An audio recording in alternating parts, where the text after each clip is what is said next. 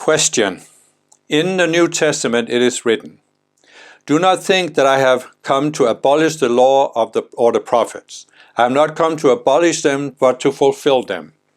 For truly I tell you, until heaven and earth disappear, not the smallest letter, not the least stroke of a pen will by any means disappear from the law until everything is accomplished.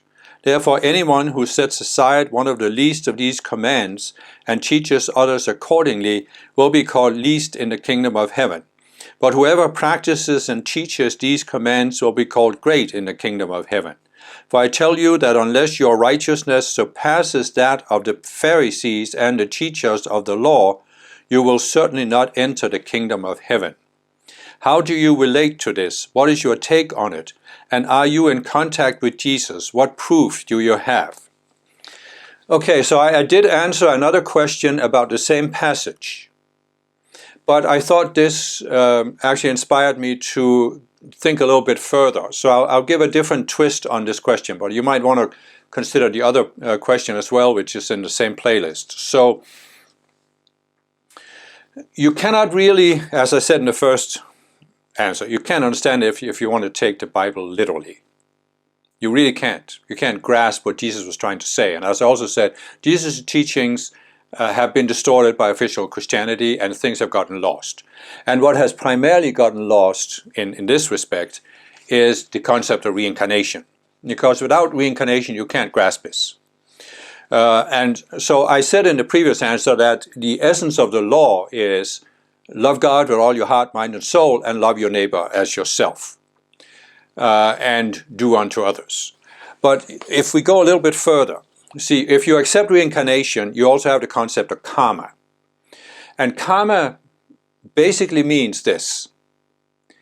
Everything in the world is energy. That's what science has proven. So we can only do things by using energy. And as I explained in my video about how the world was created, the world is created by a stream of energy that comes from the spiritual realm. Ultimately it comes from the Creator. Then through levels of the spiritual realm it is stepped down in vibration, and then it is projected or allowed to flow into what I call the 4 levels of the material world, which is the identity, mental, emotional, and physical, with lower and lower vibrations.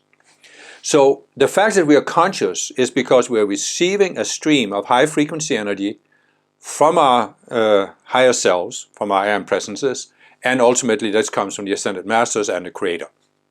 So without this energy we can't do anything. And so we have 2 options for what we do with energy.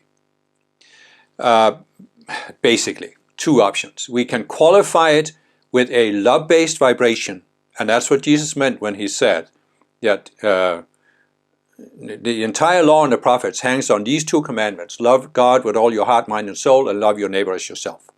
That means we're qualifying energy with a loving, love-based vibration. It's simply a matter of the frequency. I mean, you could probably create some instrument that could measure this, just like you measure ultraviolet light and infrared light has higher and lower vibrations. So, and the other option is you can go below a certain level where you now go into fear-based vibration. And the law is simply this.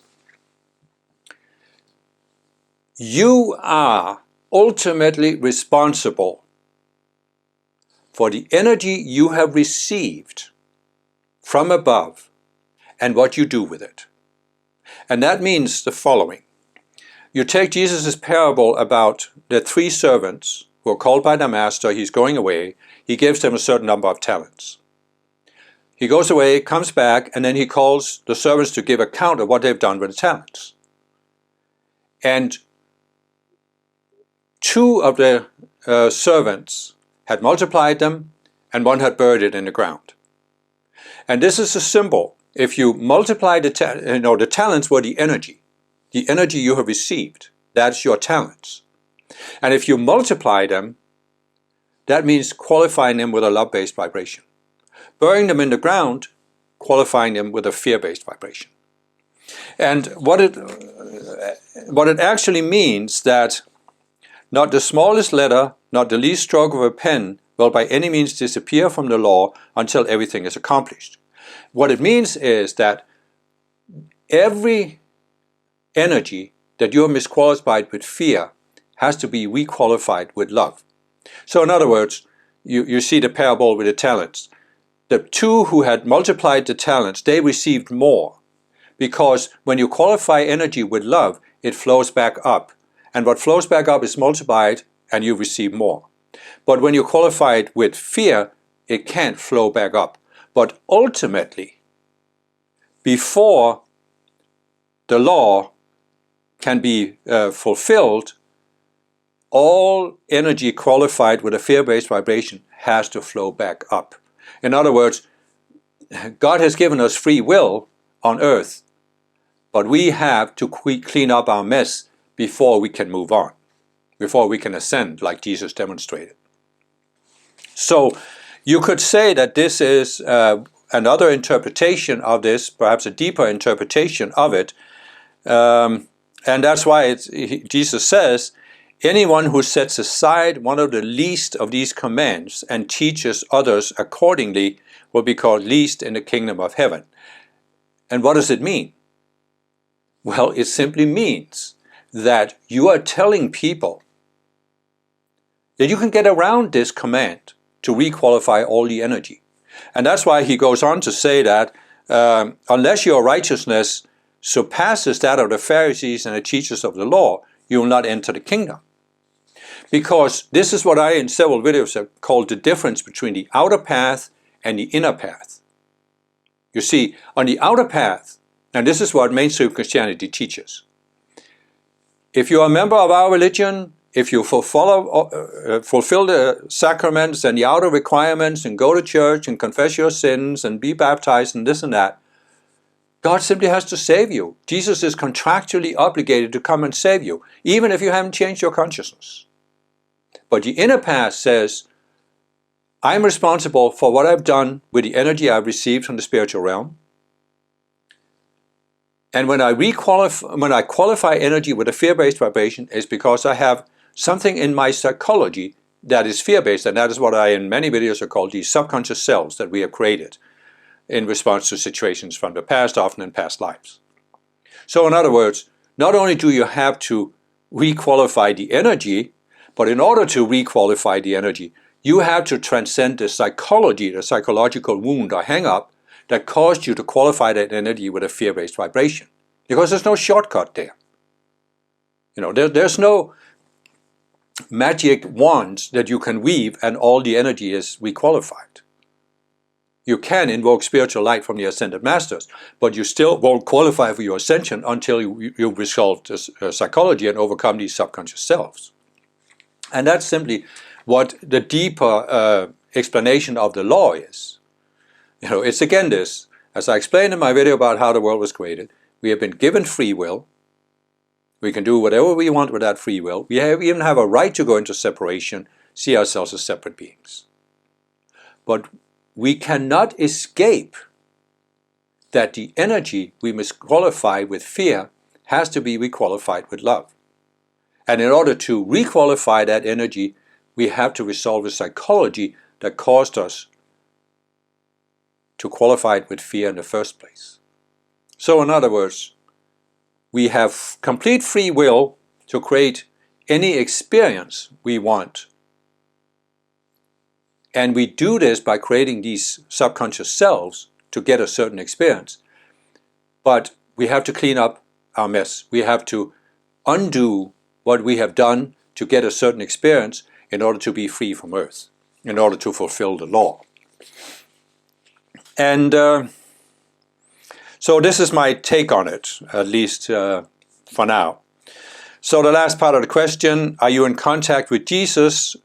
What proof do you have? Well, I have an entire website called AskRealJesus.com, which was started in 2002 when I actually made contact with the Ascended Master Jesus, who told me or trained me to do this website. And there's a lot of material on there about the real interpretation of Jesus' teachings and his message. So you can look at that if this appeals to you. What proof do I have? Well, I've spent my entire lifetime seeking to raise my consciousness, tune in to the spiritual realm, and I have experienced the presence of Jesus as an ascended master, and that's why for me, this is proof that I'm working with the real Jesus. This, of course, will mean nothing to you. So you have to find your own proof. And, you know, if it's appealing to you in any way, then look at the website and see what you intuitively sense from that. If it has any value for you, then, you know, to me, you can't give a rational, intellectual argument that proves this. You have to sense this intuitively, because the essence of the spiritual path is that we have these intuitive experiences where, as I explained in many videos, the conscious you steps outside the outer personality, the outer mind, and we experience that there's a realm beyond the physical. We experience there's a realm beyond our outer minds, part of ourselves that's beyond the outer minds, and we connect to our higher selves and to the spiritual teachers we have, which I call the Ascended Masters. So it's that experience that's the only proof that's really worth anything. And it will only be proof to you when you have the experience. So that's really all I can say about that.